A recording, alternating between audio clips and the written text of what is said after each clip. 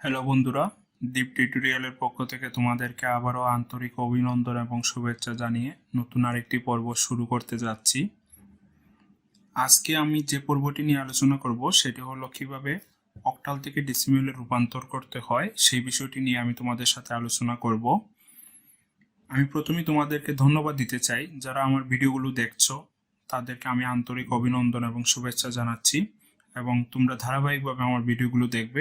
দেখার পর আশা করি তোমরা অবশ্যই উপকৃত হতে পারবে।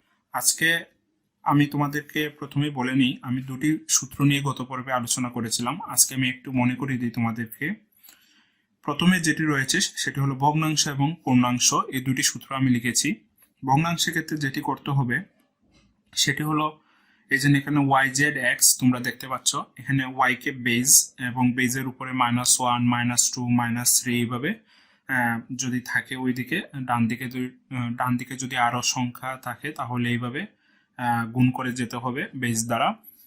আর পূর্ণাংশের ক্ষেত্রে যেটি রয়েছে সেটি এখানে তোমরা দেখতে পাচ্ছ এক্স ওয়াই জেড, তারপর রয়েছে বেজ, এখানে এক্স কে গুণ করতে হবে বেজ দ্বারা এইভাবে 2 1, মানে এখান থেকে বাম দিক থেকে শুরু হবে। যদি বাম দিকে যদি আরো সংখ্যা থাকে, মনে করে এখানে 5 থেকে শুরু হয়েছে, তাহলে কি হবে 5 4 3 2 1 0, এইভাবে এই সূত্রগুলো চলবে।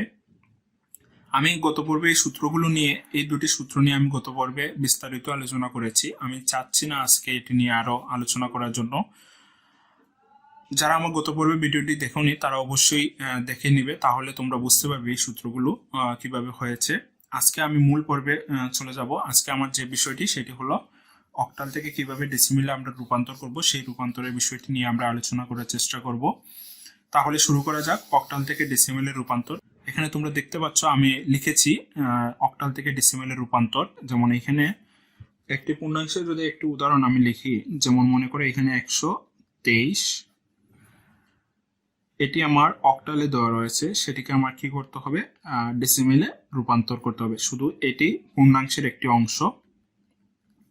তাহলে যেটি আমাদেরকে করতে হবে, আমরা অবশ্যই দেখেছি এই যে এখানে পূর্ণাংশের যে সূত্রটি তোমরা দেখতে পাচ্ছ, পূর্ণাংশের সূত্রটি এখানে দেখতে পাচ্ছ তোমরা, এই যে বেজ রয়েছে, তারপর 2 1 0, যদি ওইদিকে আরো সংখ্যা থাকতো তাহলে মনে করে এখান থেকে আরো শুরু হতো 5 4 3, মনে করে 5 থেকে শুরু হয়েছে 5 4 3 2 1 0, এইভাবে চলতো। এই সংখ্যাটি এখন আমরা পূর্ণাংশের এই সূত্রটি আমরা ব্যবহার করব।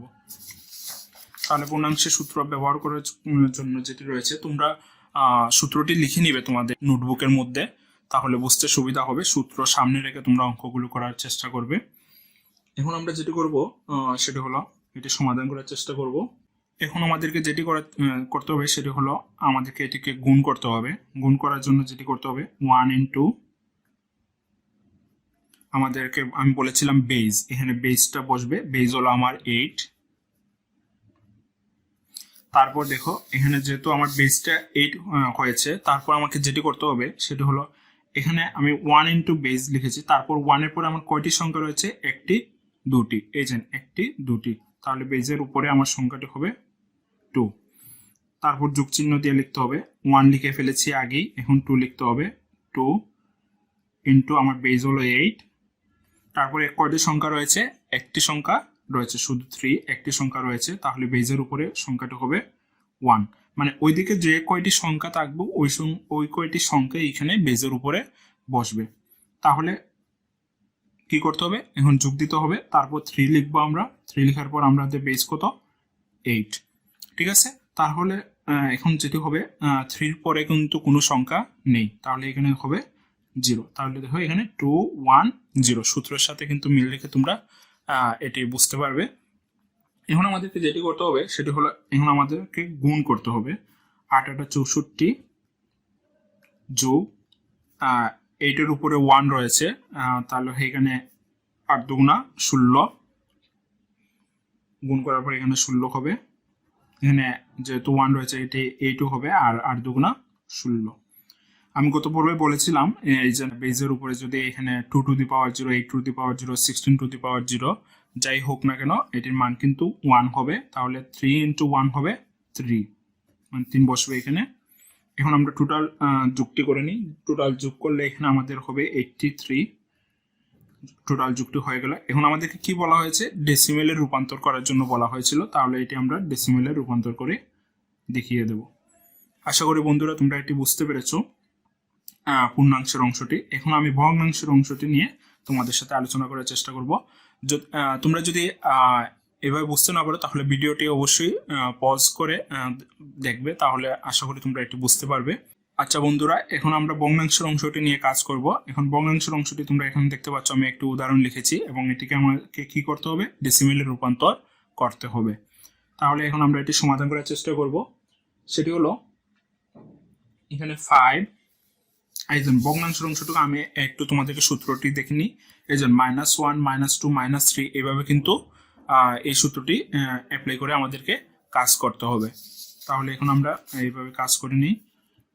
প্রথমে রয়েছে আমাদের 5 ইন্টু আমাদের বেসটা বসবে। বেস বসানোর পর এখানে কিন্তু ভগ্নাংশের অংশটুকু কিন্তু মাইনাস দিয়ে শুরু হবে, এটি মনে রাখবে। ভগ্নাংশের অংশটুকু কিন্তু মাইনাস দিয়ে শুরু হবে। তাহলে এখানে কি হবে, -1 যোগ 4 রয়েছে, তারপর বেসটা বসবে -1, তারপর কি হলো -2, এইভাবে চলবে। তারপর যেটি রয়েছে 0 ইন্টু বেসটা বসবে, বেস হলো 8, তাহলে -1 -2, তারপর এখানে 0 ইন্টু কি হবে -1 -2 বসছে, তারপর হবে -3, এভাবে চলবে। যদি আমাদের এইদিকে আরো সংখ্যা যদি থাকতো ডান দিকে, তাহলে কি হতো, আমরা অবশ্যই -4 -5 -6 এইভাবে লিখতাম। তাহলে তোমরা এটা বুঝতে পেরেছো ভগ্নাংশের অংশটুকু। এখন আমাদেরকে যেটি করতে হবে, আমাদেরকে যোগ করে নিতে হবে। যোগ করার জন্য এখন আমরা কি করব, এই যে এটিকে 5 × 8⁻⁻1, এখানে টোটাল ক্যালকুলেশন করলে তোমরা দেখতে পাবে এখানে 0.625 এটি আসছে। আসার পর এটিকে আমরা যদি গুণ করি 4 × 8⁻², আমাদের ক্যালকুলেটরে হিসাব করলে আমরা দেখতে পাবো এই জায়গাতে আসবে 0.0625। আমি এই ক্যালকুলেশন ওগুলো আগে থেকেই করে রেখেছি, তোমরা ক্যালকুলেটরের মধ্যে তোমরা ক্যালকুলেশনের হিসাবটি করতে পারো, তাহলে দেখতে পাবে এই রেজাল্টটি আসবে। এখন এটিকে আমরা যদি 0 × 8⁻⁻, যেহেতু এখানে 0 রয়েছে, সুতরাং এখানে গুণ করলে এটি 0ই হবে। আমি এখন এই দুটিকে যোগ করব। যোগ করার পর এখানে আমার যে রেজাল্টটি আসবে সেটি হলো, এখানে আমার আসবে 0.6875। এই রেজাল্টটি আসছে। এখানে আমার কি করতে হবে, ডেসিমেল রূপান্তর করার জন্য বলছে, সুতরাং এটি আমার ডেসিমেলে রূপান্তর হয়ে গেল। আশা করি তোমরা ভগ্নাংশের অংশটুকু বুঝতে পেরেছো। প্রথমে আমি তোমাদেরকে বলিনি, তোমরা সূত্রগুলো লিখে রাখবে, তারপর সূত্রের সাথে মিল রেখে এই অঙ্কগুলো করার চেষ্টা করবে, তাহলে অবশ্যই আশা করি বুঝতে পারবে। আর যদি না বুঝো তাহলে অবশ্যই আমাকে কমেন্ট বক্সে জানাবে। এখন আমি তোমাদেরকে পূর্ণাংশ এবং ভগ্নাংশের একটি উদাহরণ সাহায্যে দেখাবো। এখানে দেখতে পাচ্ছ তোমরা, আমি উদাহরণটি লিখে রেখেছি। এটি আমার মনে করো এখানে এটি আমার অক্টালে দেওয়া রয়েছে, সেটিকে আমাকে কি করতে হবে, দশমিকে রূপান্তর করতে হবে। তাহলে যেটি করতে হবে, আমাকে পূর্ণাংশ এবং ভগ্নাংশের অংশটুকু করতে হবে। পূর্ণাংশ এবং ভগ্নাংশের অংশটুকু করার জন্য আমি এই যে এখানে তোমরা দেখতে পাচ্ছ আগের অঙ্কটি দেখা যাচ্ছে। এখন আমি যেটি করব সেটি হলো,